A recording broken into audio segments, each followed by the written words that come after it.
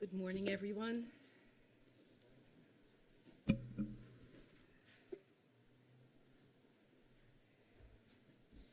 Shall we call the meeting to order? Do we have a quorum? Mr. Yermal is present. Mr. Kaufman is present. We have a quorum, so we're going to call the meeting to order. Can I have a motion to adopt our agenda for this morning, please? I'll move to adopt the agenda. Thank you. Second? I'll second it. And all in favor? Aye. Yes. Aye. Okay. And do we have public comments this morning? We do. First is Zuby Wilson.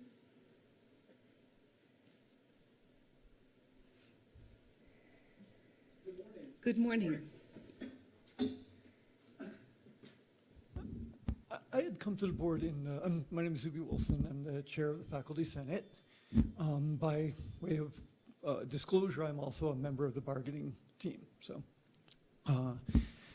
I came into the February meeting to express my concerns about communication, and that I felt that there was anxiety and concern on the part of the administration and even advice from legal counsel to hold back on communication. And as chair of Faculty Senate, I found that very difficult. Used to have very regular conversations with members of the Board of Trustees, try to help resolve and come up with solutions to problems before they became acute problems. And I'm finding that very difficult at this point. I feel that there are ways through memorandums of understanding or various techniques that we could create an atmosphere where both the administration and the union could create avenues when concerns come up about communication potentially becoming inappropriate, they would be referred internally. At this point, that has not been accepted as a way to go forward, but I think we really need to find some way to create more of an open dialogue for open opportunity for communication at all levels, and not the fear that anytime somebody has what might potentially cross a line in a conversation trying to help make the college operate better, that we don't go to an unfair labor practice, but rather try to resolve it at the lowest possible level. So anything that I know this is just public comment, you can't really react to me, but anything that you can think of that would help us to facilitate better communication, I think it would be better for the campus, better for the students, and better for our community. Thank you. Thank you. Could you wait just a moment, please, Mr. Wilson? Are we permitted to ask questions for clarification? In an open comment, it probably is not advisable because it's not on the agenda. Okay. Okay. Thank you for your comments.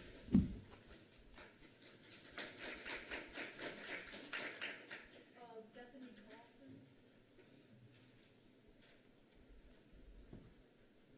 Carlson. Oh, sorry. I made an entrance. Hi, my name is Bethany Carson, and I'm entering my 12th year as a full-time faculty member here at the college. And today I'm making a statement actually on behalf of SFCC AAUP as a whole. SFCC AAUP believes that a fair process is as important to the members of the Labor Board and SFCC's governing board as it is to us. In order to assure that future processes are protected so that faculty and administration can work together to create a learning environment that is as conducive to student success as possible, we ask that these bodies decide to reconstitute a fairly representative labor board.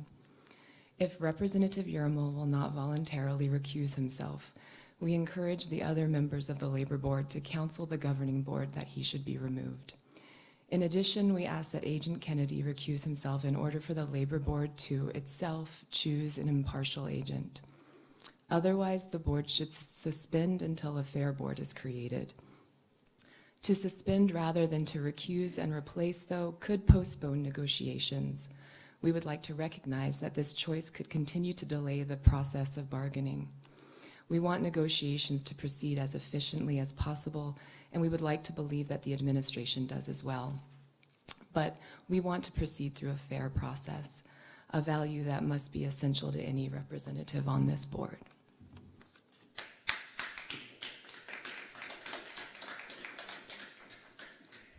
Thank you. Donna, are there other public comments? Okay. Then we'll move on to item 4, our information items, and let's start with a collective bargaining update, please.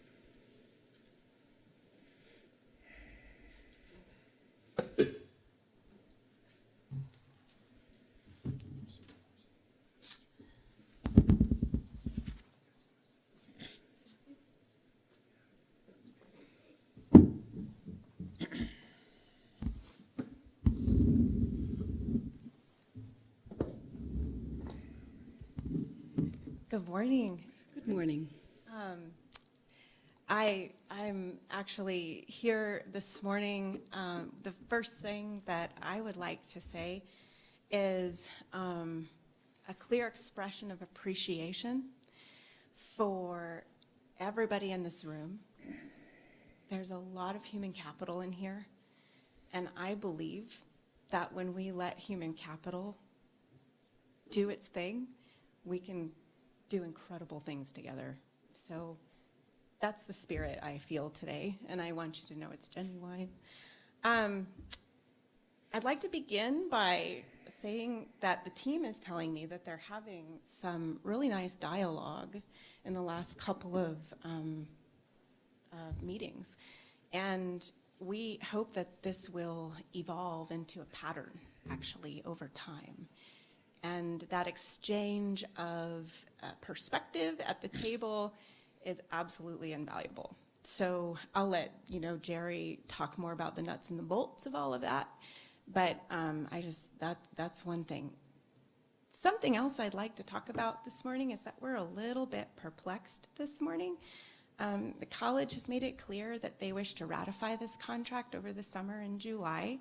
And we're actually really appreciative of that idea. We're appreciative of the idea that the college is just as eager as we are to ratify this thing. So we'd like to say that. But I feel like it would be remiss if we didn't point out that we might have a disconnect here. And I don't want to criticize that disconnect at all. I simply want to acknowledge the role that it might play in a successful ratification. So as I am sure all of you know, our faculty are 9-month. They are not here in June and July. And if we, as per our bylaws, if we can't get a majority, we will not be able to have a majority vote to ratify the contract. So we were not included in coming up with an appropriate deadline. This is a deadline that the college has decided on, and we respect that right that they have things, I'm sure, that are at play in their reasoning and their rationale. So I want to be respectful of that. But I am a little bit concerned about if we really want a successful ratification, we have to make sure that the members can ratify. And at the end of the day, we could spend a lot of time on making contract language. But if we don't get contract language on the page that they can actually get behind, this is kind of a second point that I have. So they have to physically be there to vote, and they also have to agree with the language. We could spend a lot of time and energy on language, but at the end of the day, if it's not workable to them, they'll send us all back to the table. And so it's the members. So I worry that we have a small disconnect in our understanding of what we need for a successful ratification. So I think it boils down that we need opportunity for fair and open process of the members to have full-throated, full opportunity for rigorous and robust participation. in the process, and that we also need to be thinking about the language that we're putting forward, that they are the audience. If the members sense punishment, or if the language reflects a regression in their working conditions, respectfully, I would say it's going to be difficult to get a successful ratification vote. So I just kind of wanted to put that out on the table today, and I'll turn it over to Jerry. Before you do that,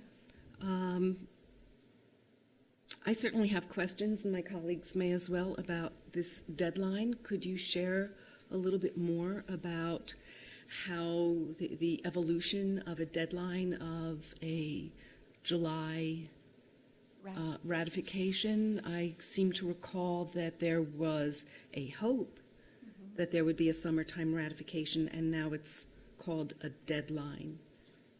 It's how we're experiencing I might let you speak to that, actually. It's how we're experiencing the interaction, I think. I'll let you speak to that. Okay. Good morning, Madam Chair, members of the board. The July 31st deadline was brought to my attention actually by Marcy, so there wasn't really a discussion about a July 31st deadline. We had discussed ratifying a contract possibly June 30th, I believe. It was a discussion about maybe a target date, but the July 31st deadline was, if it is in fact a deadline, I'm just kind of I was made aware of it basically last night, so, but we hadn't. Do you want me to talk to it? Sure.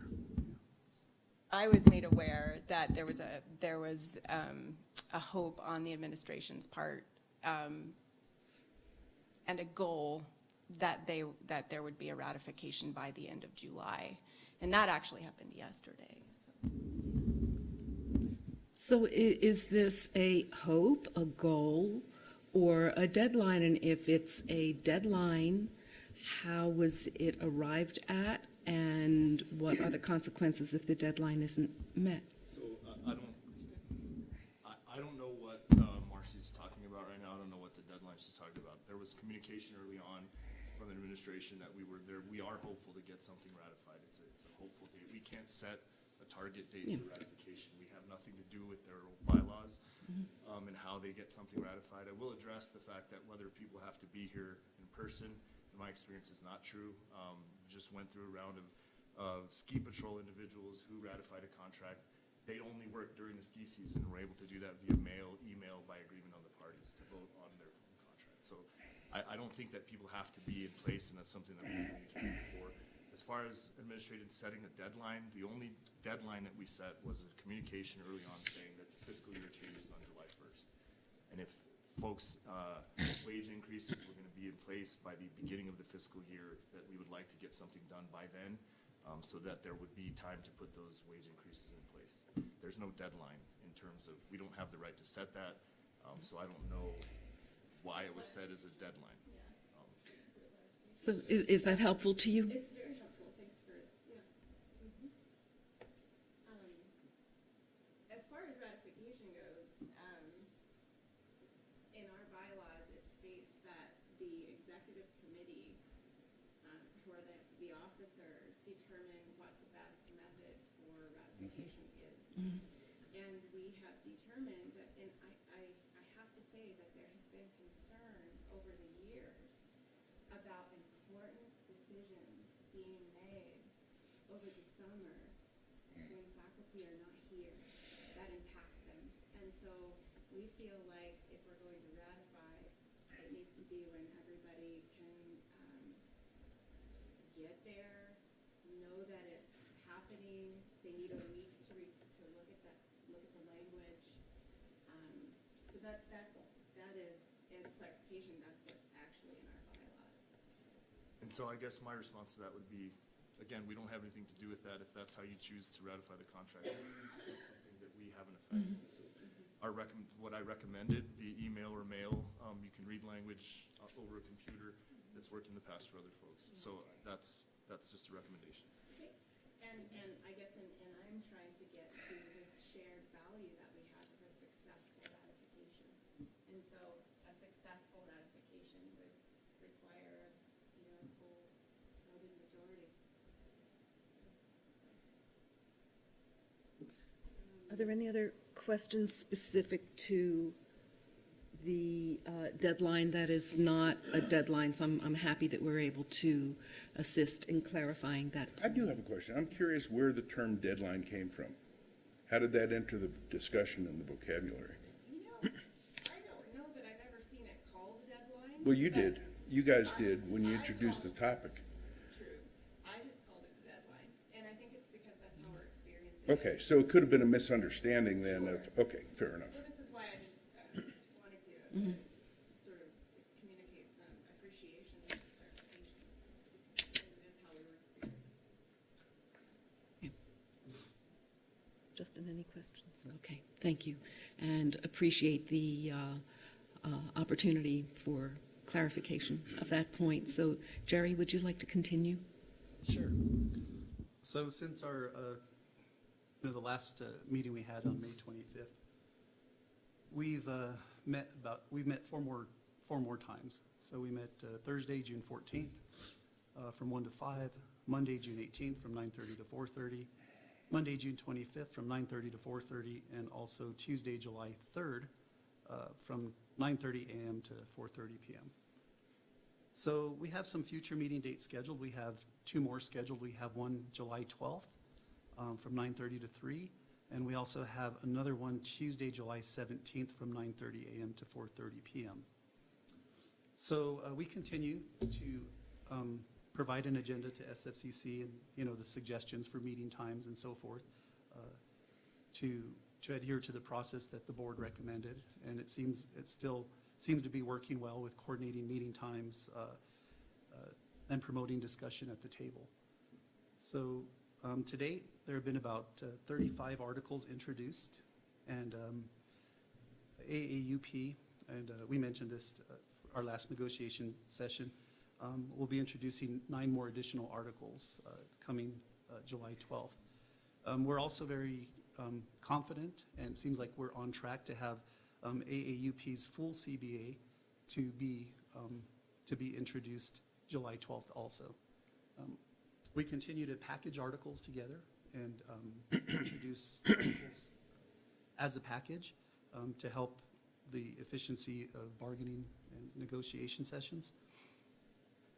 So, but if you notice, our meetings are extended, so there is more dialogue at the table. There are longer caucus sessions because we have larger packages that are being introduced.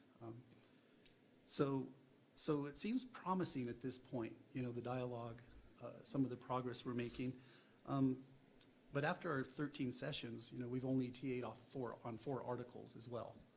So even though there is some progress, it may be slow, or it may be considered slow, but that's what we have so far. We're committed to the duration of negotiations to this process in session. We'll have to say some of the dialogue at the table, although it seems promising, and the parties as we're discussing, and we share some common philosophies in some of the articles, and maybe in the way we discuss things at the table. However, language in the articles doesn't necessarily or quite reflect our discussion at times. So the dialogue continues. We did bring up to SFCC administration that we felt they had a my way or the highway approach, and that they were adopting minimum language from AAUP and making minimal changes. So we brought this to their attention, and we noticed last meeting that there was more of an attempt to adopt AAUP language. So our July 3rd meeting, we noticed that.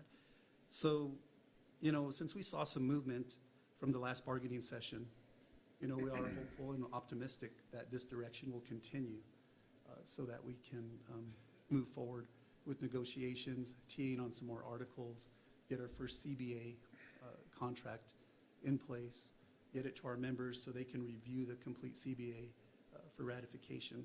So we would hope that this demonstration, July 3rd, that we experience in negotiation, which is probably the most positive meeting and most productive meeting as far as dialogue and converting that to language on articles. We hope that that continues. Thank you. Any questions for Jerry? All right. Thank you. Keith? All right, thank you. Thank you, Madam Chair and board members. I think the dates that Mr. Trujillo put forward, obviously we're in agreement with those. We were there, we met with them. I think part of the characterization of what happens with the language not meeting the philosophical discussions we're having at the table around these things, from our perspective, it would be the same thing, right? We think that from what we understand the discussions to be, the language that's proffered on one side of the table doesn't meet that as well. So, and we're going to have disagreements, and we've talked about the fact that we may not get to a full agreement on every article, but we're making progress. In terms of you know, I want to address something overarching about communication situations and whether or not everything has to come before the board in the form of a PPC. I don't think that is the case. We've had a situation recently where during a bargaining session there was some recordings being made. We addressed that directly with the parties in council, and we're able to resolve that issue without having to bring it before the board. So whether or not there's a communication from our point of view that is a pretty egregious violation of what the Labor Management Relations Resolution requires in the state law, but we were able to resolve that, and it's not before the board. I bring it up only as an example to show that not everything becomes a nuclear issue. We are able to talk and work things out. As far as what's happened at the table, I think the dialogue that's occurred in terms of around particular service to students has increased, and I think we're getting to a point where we're able to talk more about goals from both sides in terms of strategies on how to solve some of these things. So I think the characterization that this last meeting went well, we agree with that. In terms of adopting each other's language, as you all well know, the state law and resolution and bargaining protocol and case law that supports it don't require that you actually adopt verbatim language from the other. We're trying to reach an agreement, and so sometimes we change some language we think that meets the goal of both parties, but from our perspective, obviously, we're trying to maintain the rights that the college maintains as far as management goes. I think in terms of deadlines, we've addressed that. I think that with respect to some of the things that have been brought up in public comment, I'm not able to comment on those, but they'll come up, I think, in terms of when we adjudicate our prohibited practice complaints. Unless you have questions, I think that's all I have in terms of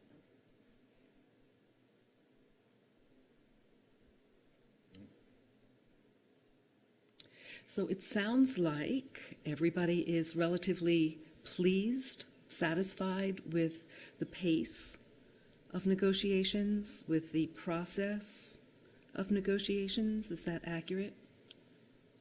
I think that there's a concern in terms of pace from management, and that we talked about setting deadlines and then things like that for ending negotiations.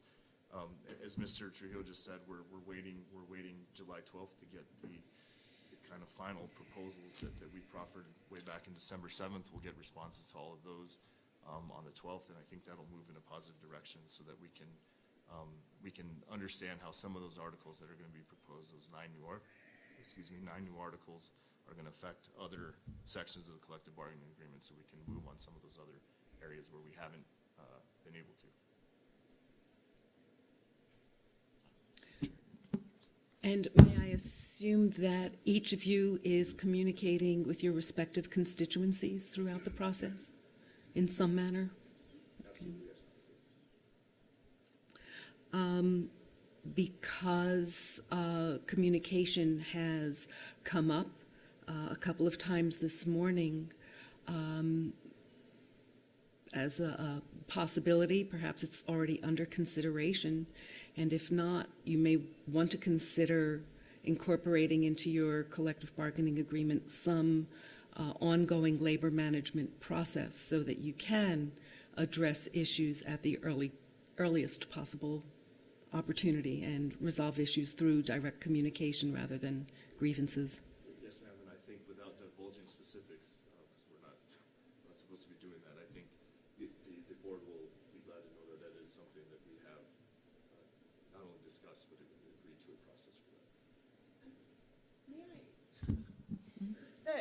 I'd like to maybe try to add a little clarification about our concerns about communication. I think what I'm hearing from members is not so much about can we resolve issues at the table. It's actually more like issues of working conditions that need immediate attention.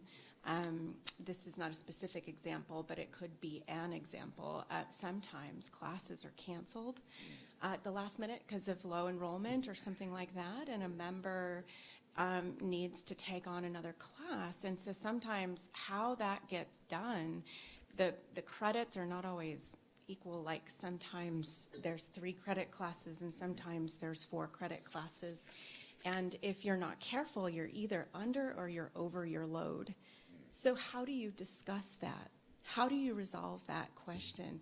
And I think some of our communications have been about that kind of thing where management employees are under the impression that they can't resolve issues without going to the bargaining table. And I know that we have tried to explore all kinds of ways to make sure that everybody sort of has an understanding of what the rules of engagement are.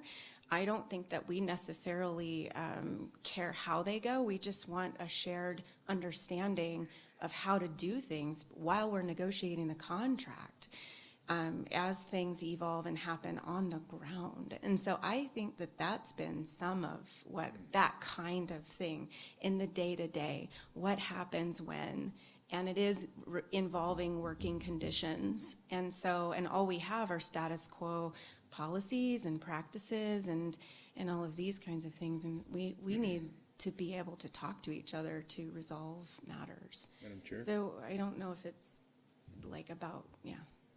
I have a question. I liked your example because I think it goes to the heart of the day-to-day kinds of things that can occur. And my question would be, how were they handled in the past?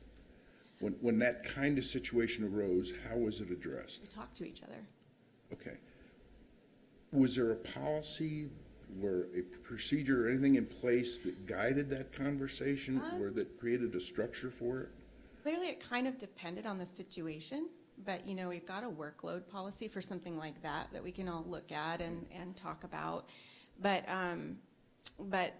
so, like, what to do in instances like that? We've noticed a difference in our ability to resolve issues on the ground. And I guess how has that difference manifested itself? Or people just not willing to talk, or? It's like,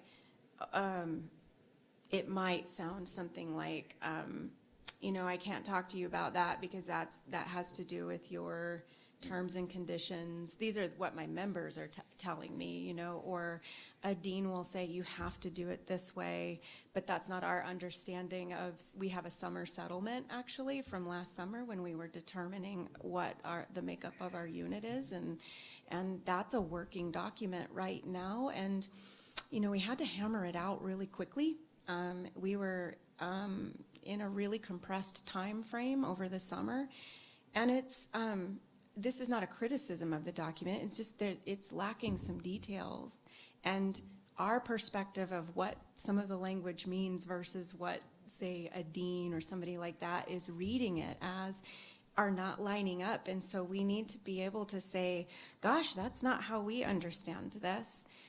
And it's not even that people are necessarily mad at each other. There's just like a difference of interpretation even sometimes of it. And so how to resolve that has been kind of challenging.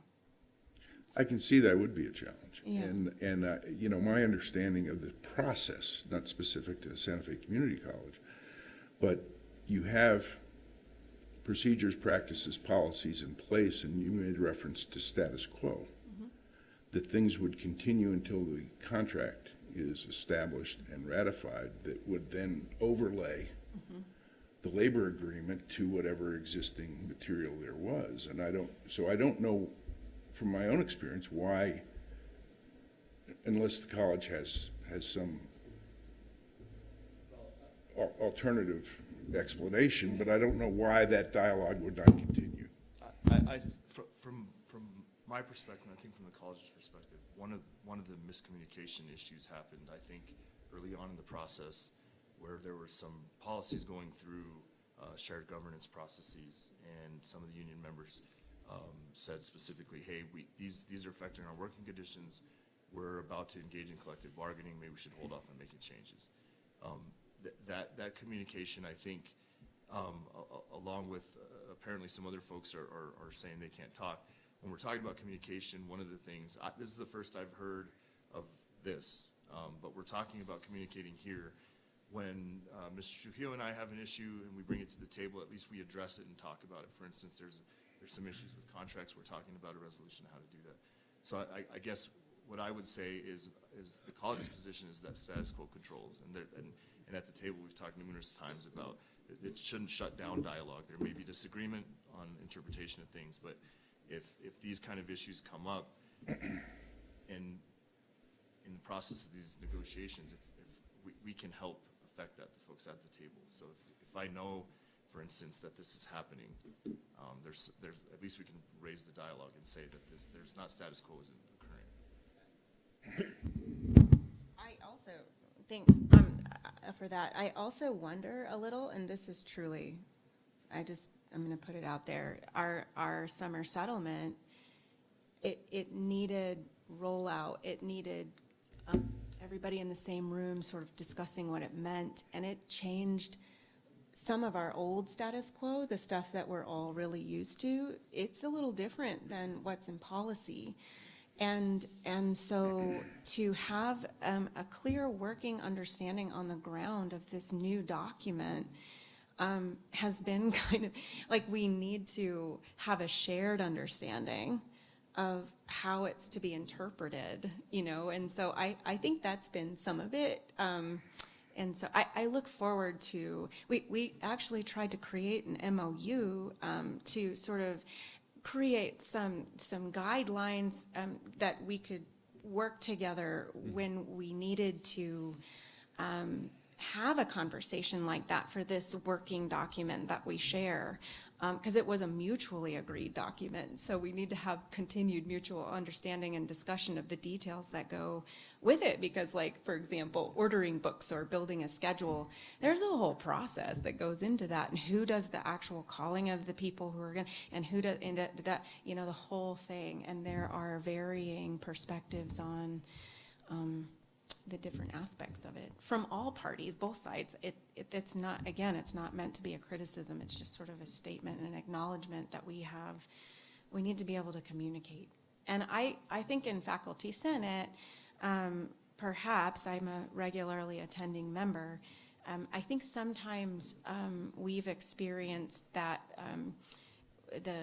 perhaps we don't get a full participation from administration when they're invited to come and discuss things that are important to all faculty, not just bargaining unit members. And sometimes there's overlap in what a Faculty Senate meeting might cover and a bargaining unit member's working conditions. And so I actually want to sort of express appreciation for, it might be kind of, I can see why that might be, maybe it causes anxiety or something on the part of the administration to come and have a discussion about, you know, things in those overlapping areas. And so, yeah, and we are, I mean, I hope we can get some of that, those roles of the different bodies kind of clarified for everybody.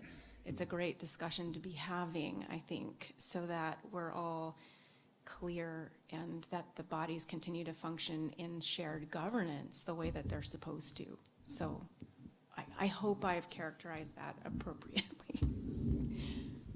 That's always a dilemma in higher education, especially in a first collective bargaining agreement, is delineating the scope of a shared governance process and the scope of the bargaining process. So I'm glad that you're having those discussions, and it appears that what you are invited to do is to address any issues that might come to an employee, a bargaining unit member, through the negotiation process, which doesn't mean that you're going to establish a precedent. On the other hand, it could be that an issue that comes before you is an example of something that you are addressing and dealing with and could be instructive as you're negotiating. I don't know if perhaps some individuals might be hearing, perhaps from an administrator, I can't talk to you because you're in collective bargaining. And that's a typical comment that many administrators are instructed to use during bargaining. And if that's the case, then perhaps administration can clarify a little bit with their administrators around, what's acceptable, what's not acceptable, and perhaps how to use language that isn't quite as, doesn't set turf in that way. Please. Madam Chair, I think the other thing is, in terms of miscommunication potentially around certain things like that, I think from the administration's perspective, status quo is what's in place, right? So that shouldn't shut down conversations. And I don't think if that is occurring, it would be helpful for us to know in what avenues. And I'm not asking people to write us a list of names or anything like that, but reinforcing that status quo is what is in place right now. We're in collective bargaining is something we can do on the administration side.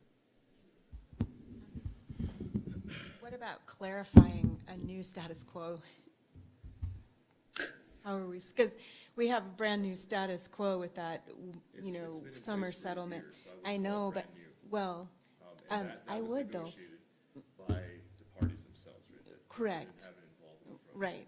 the outside parties, so. And so, but just let me, I'm not trying to argue. I'm trying to say that I'm telling everybody that matrix, the thing that was created, there are a lot of details that didn't get hammered out because it was a compressed time schedule. And so we made it clear at the table when we were negotiating that there were a lot of details that went with it that we would need to talk about and discuss. And so the working, a year long, so you only schedule, like one of the things that, an example that we might be dealing with is scheduling. That happens twice. Two times is actually not that many to get details ironed out. And so we do have things that we still need to work on to clarify that thing. And so on the, what happens when a chair steps down and you need a new one? What are we gonna do? There are things that I think that we can still clarify, and that's why we wanted an MOU to discuss discussions of possibilities, and then if we needed to negotiate it, perhaps we would agree to do that. But that's all. I'm not trying to argue, or I'm not. trying to either. I'm Okay. saying- what I'm saying is that the fact that an MOU needs to be in place, I don't agree with that. I think status quo is in place, and whether that agreement needs ironing out, the conversations need to happen between the people that are doing it. Okay. If they're not, then on the administration side, what I'm telling you is we will have the conversation to make sure that it's not something that just says. That's great. Thank you. Thank you. Any further comments regarding collective bargaining? We will look forward to your update. Or any other questions, colleagues? Okay. We'll look forward to your update at our next meeting. And you might want to stay where you are for our next agenda item. Chair, I asked for about a 2-minute recess. Okay, we're going to take a break for, let's make it 5. 5. We're going to take a 5-minute break.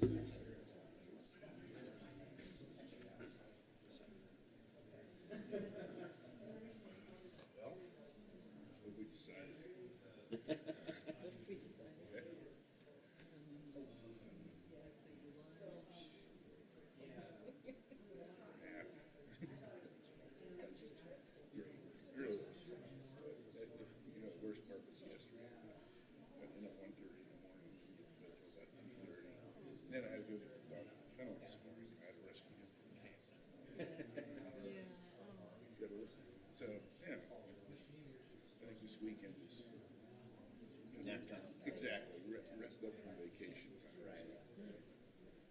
Many, many maps. Yes. You were away also. Sorry? You were away also. No, I was, the only place I went was at a cabin in the mountains.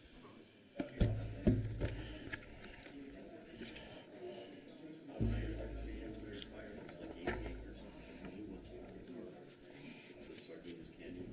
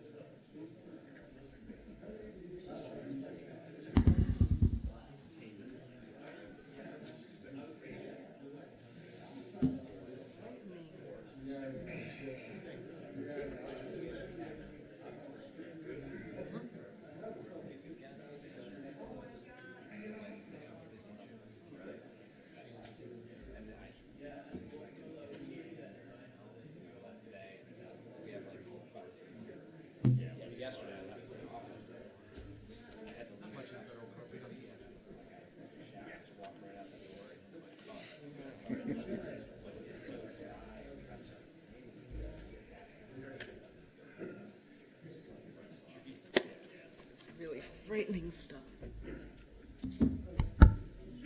Thank you. Okay. We're back. Do we need to make a motion to return to our meeting? I don't think you went into a formal recess, you sort of just We did took a not. break.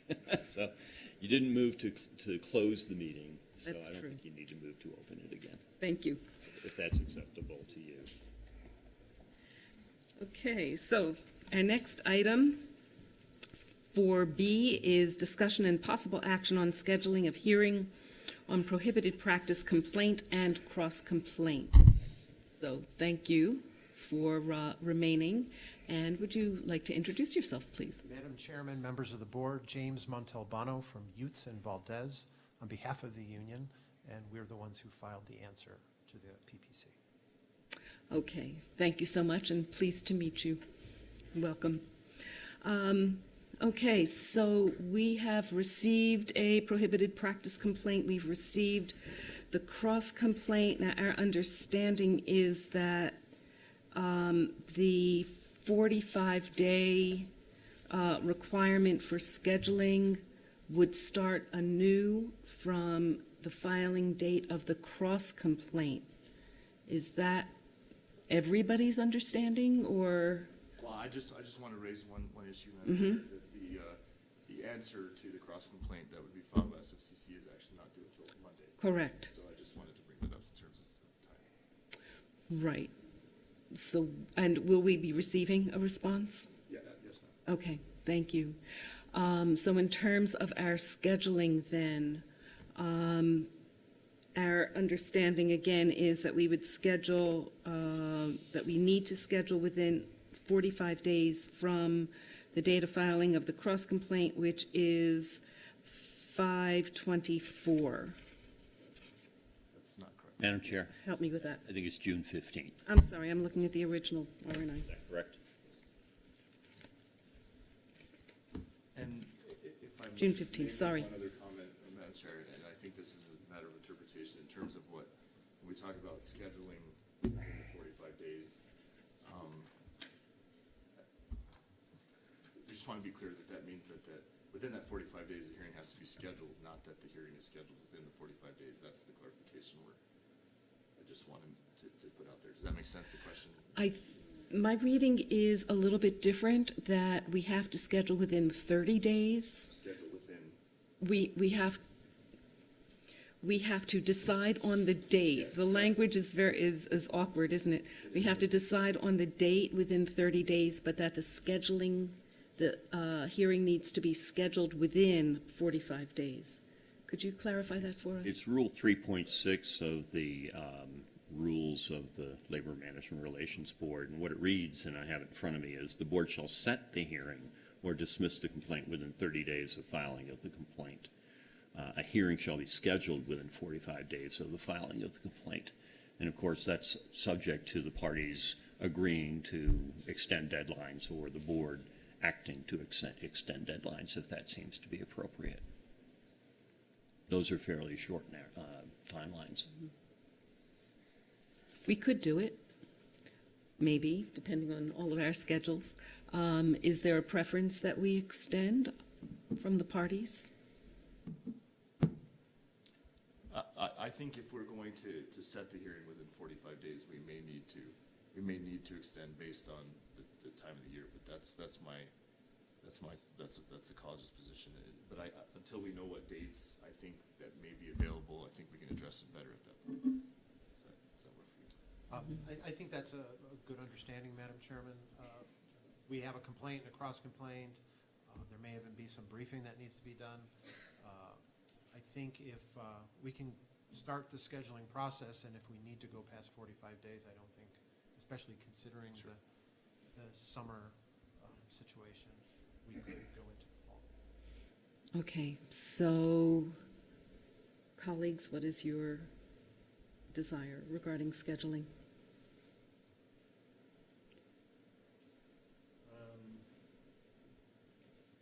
So we'll have the answer next week. And then how will you determine whether additional briefing is required? I think from our point of view, sir, it would be whether or not the board requests that or one of the parties thinks that we need to address particular issues in briefing. We'd ask the board to allow us to do that at that point. But I think in terms of setting the date, if the board would like to set a date within that 45 days, Mr. Montalbano and I can get together and hammer out whether or not we need more and ask for that from the board at that point. And we're looking at 45 workdays, correct? No, calendar day. It is work days, I'm sorry. I missed. Workdays, It is okay. work days, yes. Okay, So that's okay. 6 weeks.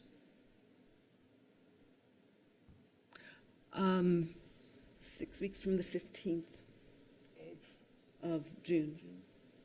That gets us through the end of this month, essentially, correct?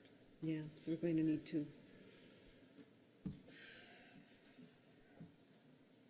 I think if my recollection is correct, we can extend for an additional 20 days, is that correct? I'm sorry, I was looking at the calendar, so. We can extend for an additional 20 days, 20 work days, is that You have the discretion to extend for And as further long than as that? you choose. Okay. So 20 days is a reasonable period of time if the board feels that's appropriate. In terms of specific dates, Madam Chair, 30th, 31st for me is fine. 26th, Get out our calendars. yeah.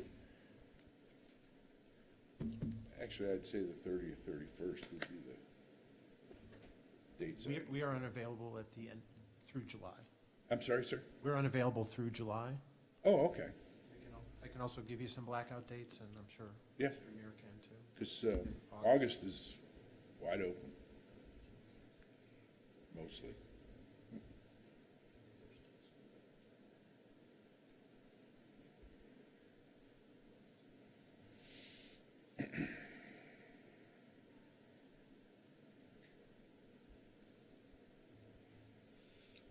So what dates would not be open for the parties? From our point of view, not available are August 1st, August 8th and 9th, August 15th and 16th, the week of August 20th, and August 27th through the 29th. So I realize that I is. probably should have asked for what days are you available? That's always, I just checked with Allison in our office for our most updated calendar. And then the last 2 weeks of September are not good. But I think there are some dates in there for August. I don't think it takes more than one day. And the first 2 weeks of September. Right. I mean, So- the first 2 weeks of September are open completely for me as well, if we want to push that far. If you want specific dates within August, we can adjust to the dates that Michelle.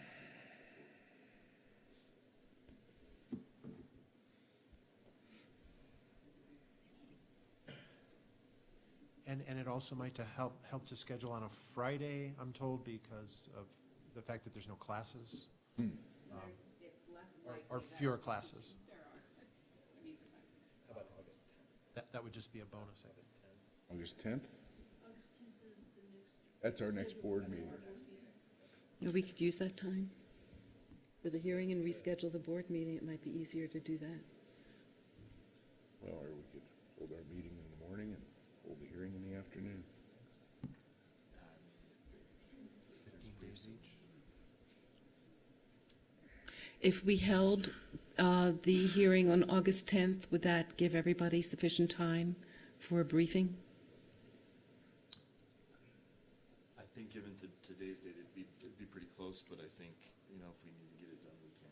If we did a motion, within 15 days from today, say, do a motion, and within 15 days after that, do a response, and not allow replies, or allow replies at the beginning of the hearing, I think that would be right in the, Right in the ballpark. yeah.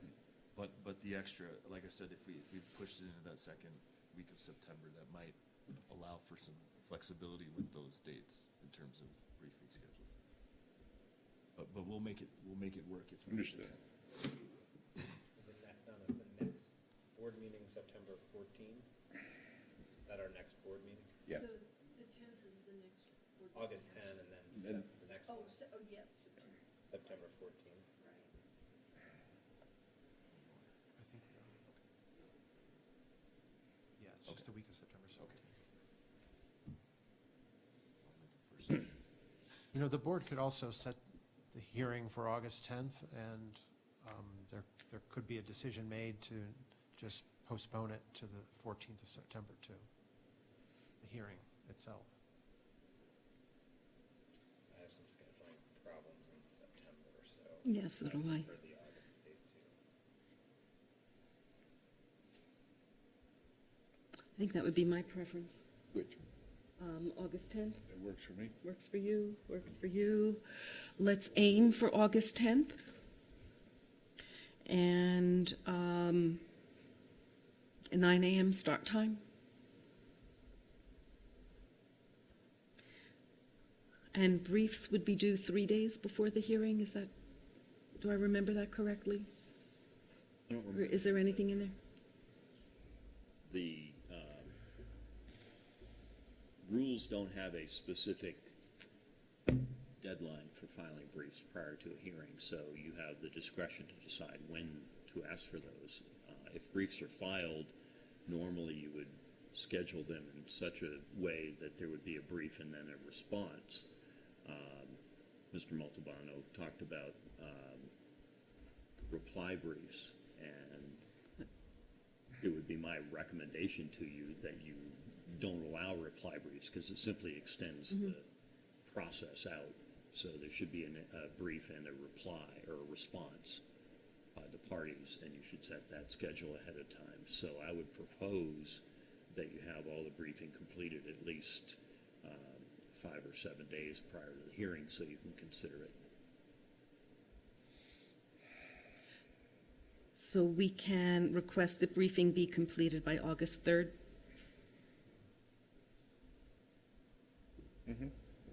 Well, Would that, That works for me.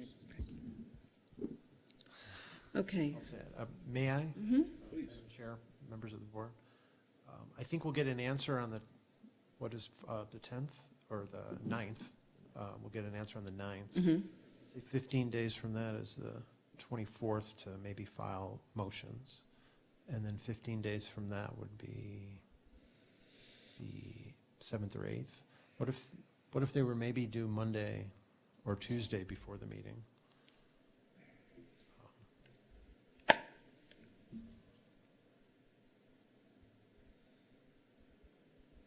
That would be August 6th. 6th or 7th? Would that give us enough time to review? Would that be acceptable? And then with arguments to precede the any merits hearing? Could I suggest that we establish the date today and then ask council to, in collaboration, to come up with a schedule for pre-trial, pre-hearing requirements?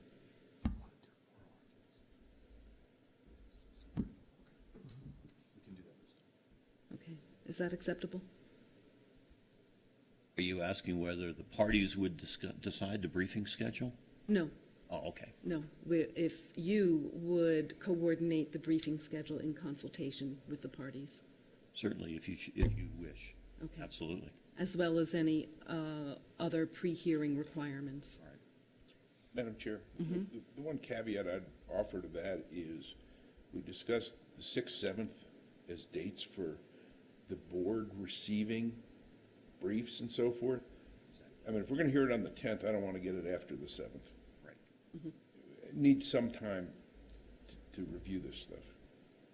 I would agree with that, and I think the 6th of Monday would be a good date for I agree, John. parties to wrap up any pre-hearing matters. Have there been any efforts, or do you foresee any efforts to resolve these issues outside of a hearing? There has been discussion between myself and Mr. Yates about this section of the SFCC, the SFCC's portion of the original PVC, so there have been those discussions. I think there will be further discussions. From our point of view, we're willing to enter any settlement discussions between now and then, absolutely. And will you keep us apprised of those discussions? We will. Madam Chair, if I will, just a point of clarification. If we do that, I'm assuming you would like us to work through council to make sure that you get updated, so there's no concern about ex parte or anything like that. Does that work for you? Sure. Since I am partly a subject of this, I want to make sure that the parties don't have any problem with me assisting in setting a pre-hearing schedule, if that's okay. Subject to our cross-complaint. The issues we brought up in our cross-complaint, and those are a couple of things that I would like to briefly present to the board. I know we're still awaiting an answer to our complaint and some briefing that will touch on this, but we can, I was hoping to have just a few minutes to address some of the issues that we think are hovering over the PPC and the board itself. Are we able to do that? I would argue that can happen at the beginning of the hearing or in the briefing schedule. Yeah, I would say it's not appropriate at this point. There's no motions pending, and the administration hasn't had an opportunity to respond to any motions. So I think procedurally, it'd have to be by motion for you to entertain argument at this time. We haven't had the opportunity to answer as well. Correct. So, thank you for your desire to do so. The timing is not appropriate. Okay, some of that stuff will come up in a motion before the board.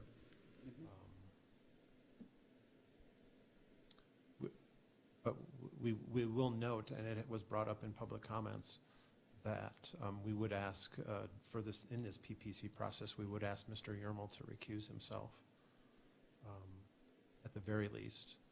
And we would ask for a dismissal of this PPC when we go through the briefing schedule on various, on several bases.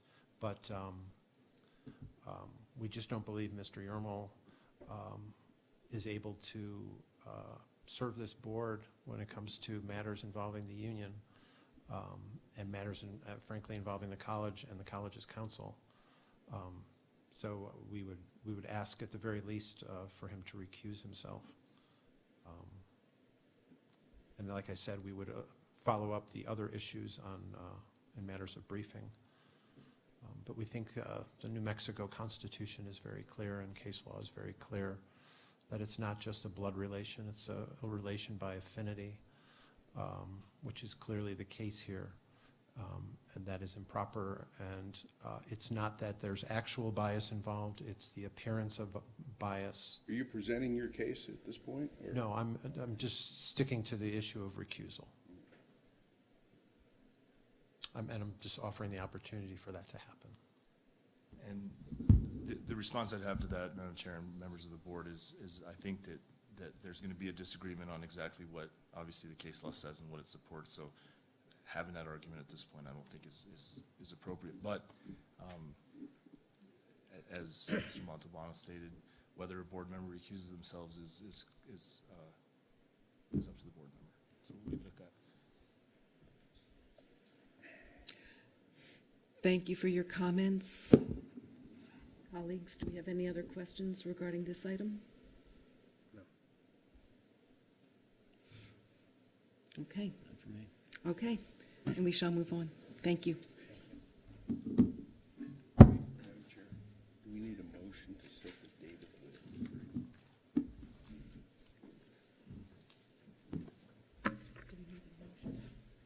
John, do we need to move to set the date? Do we need to have a motion to set the date for the hearing? I would take formal action, yes. Okay. Okay. So, do I hear a motion to set the date for the hearing on this prohibited practice complaint and the cross complaint? So I'll move to set the hearing on those issues for August 10th, starting at 9 a.m. And I'll second that motion. And all in favor? Aye. Aye, and motion carries. Thank you. Madam Chair, I would request that you also act to delegate to me the opportunity to work with council to establish pre-hearing schedules. And does that need to be in the form of a motion as well? I would make it a motion. Okay. Then do we have a motion to delegate to council the opportunity to establish a pre-hearing schedule? I'll move to make that motion. I'll second. And all in favor? So moved. Thank you. Any other formalities that we need to be aware of in this matter? No, I think you've satisfied the timing issue because the deadline or the hearing date is within the 45-day window in your rules. So I think that's all you need to do today. Is your agenda calls for scheduling the hearing, you've done so. Okay. Yes. That was the day of our regular meeting. Do we want to move the schedule? Excellent point. Since August 10th is the date of our regular meeting, then how would we like to address our regular meeting for that month? I'd be available the 17th or the 3rd, for that matter. I know Justin's got some. So we're thinking of moving our regular meeting from that day? You said, Vince, you said this August 17 or? The 3rd, either Friday, on opposite Fridays. Oh, August, I say August 3rd. Madam Chair? Please. I was just consulting with council. It's not unheard of to conduct your normal business at the beginning of a hearing day, and especially if it doesn't take too long. Normally, it doesn't take you more than, say, a half hour. And we don't expect the hearing to involve a lot of witnesses, mostly legal arguments. So if for your scheduling convenience, if you don't want to meet 2 days in August, you might be able to conduct all your business on the 10th. That's right. Better. Thank you. What's your preference? My preference would be to do it all on the 10th. We could start the meeting at 9 a.m. and roll into the hearing right after that. That would be fine. Then I would look to amend our initial motion to suggest that we hold our regular meeting at 9 a.m. and the hearing on the PPC and cross complaint immediately thereafter. And do I have a motion to amend our original motion? Yes, Second, and all in favor? yes. Okay, so we will conduct our regular meeting. Thank you for the suggestion. We will conduct our regular meeting on August 10th, starting at 9, and the hearing will start immediately thereafter. Okay. Moving on to our non-consent action item, approval of our May 25th, I think this should say 2018 meeting minutes.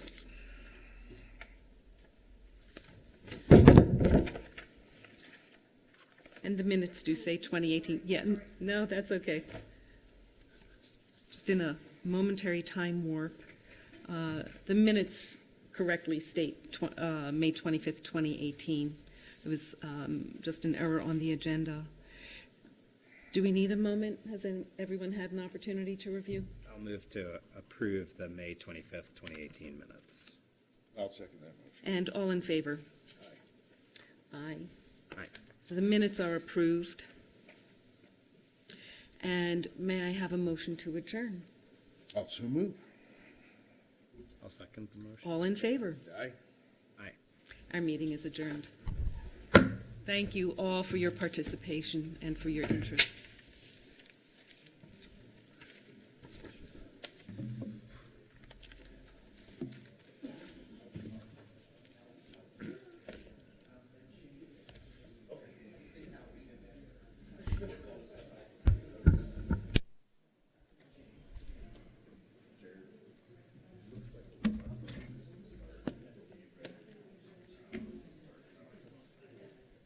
Do you have any vacations?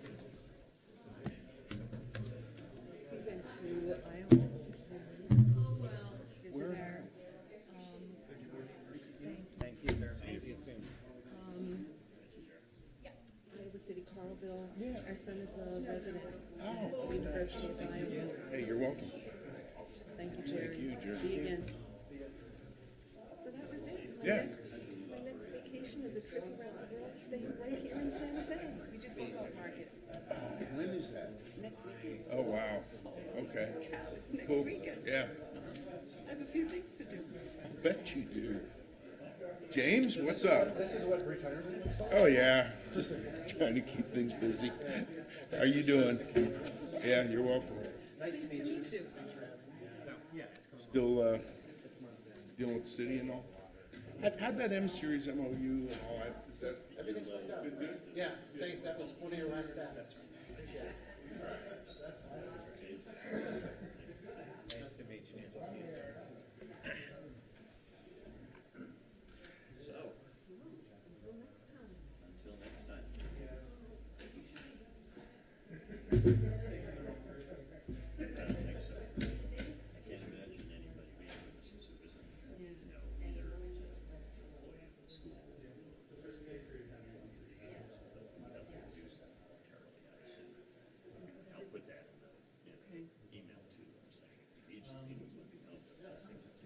Whatever documents they prepare, I mean, if there's anything to share.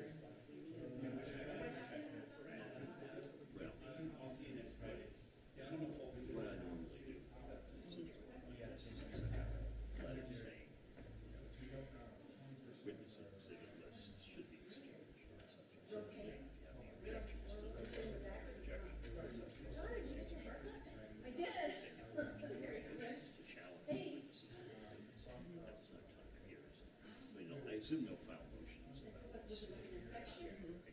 Motion is the first thing. If there are any other motions related to documents or witnesses, we can hear those as well. In the legal world, never had a motion on an accusal where the side is basically asked.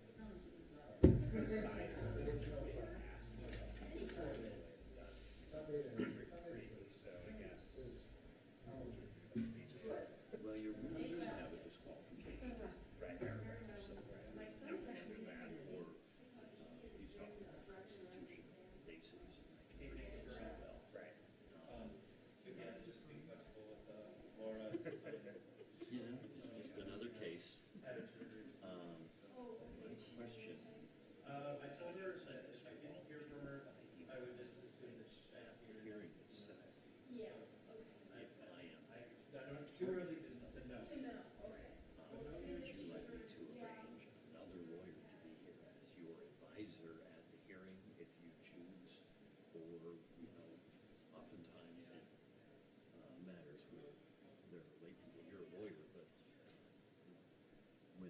a lay board, the board often would delegate to or ask their counsel to serve as sort of hearing officer to decide objections and things like that. I want to make sure you're comfortable with however we structure it. I normally have the board give me the power to decide objections or arguments over, you know, So that couldn't be Justin, then, could it? It could Well, be? he can We would hear do it that and then make a otherwise. recommendation. You know, it's, what I'm trying to do is facilitate and make it easy for you all. So if you wish, I can arrange for somebody else to be in that role, but you need Vince to be involved in that discussion. So what I'll do is I'll send an email to all three of you, asking you that question. You can think about it. Okay? And, but you need to respond to me, not among each other, Right. because we don't want to violate the meeting. So how much discussion can we have about this through email?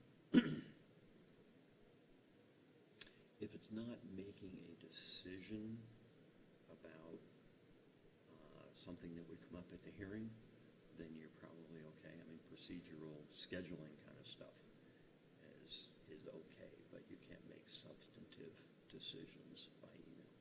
So whether Vince decides to or not to recuse himself is up to him, not something that we can discuss. Yeah, it's not something you can discuss. Okay. Okay. All right? And if he chooses not to recuse, we go forward with the hearing, three of us making decisions, that kind of thing. Yeah. If he recuses, you just go forward as a two-member board?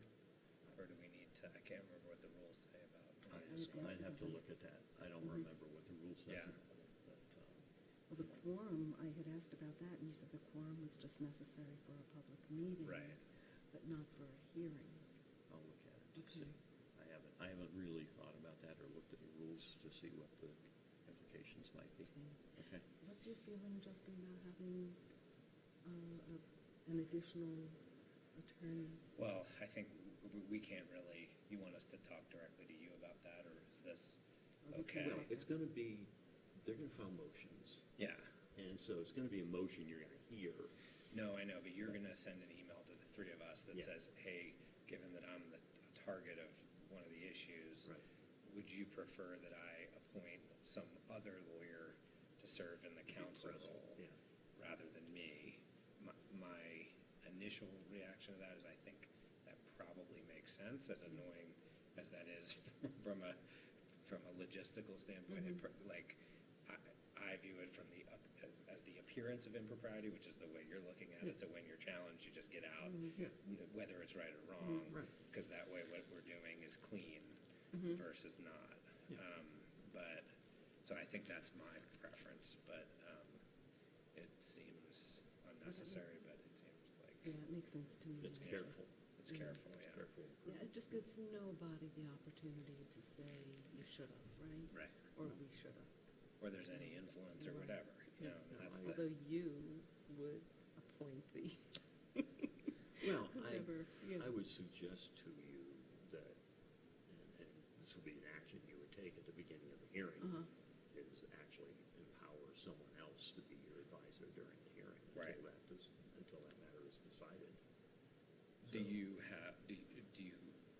have thoughts about someone who we could appoint that might avoid any of the concerns that the union raised about management side versus labor side? You know, Because obviously we have to do it on a time, it has to be someone that's free on the 10th of yeah, no, August. I understand.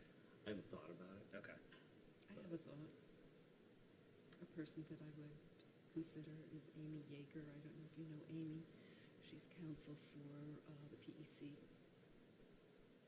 Yeah, she and a was, friend.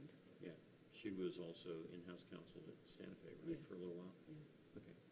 Well, you know, it's, I don't know if she's available, but, you know, I mean, Yeah. she's. again, it's one of over those here, things she's that, you know,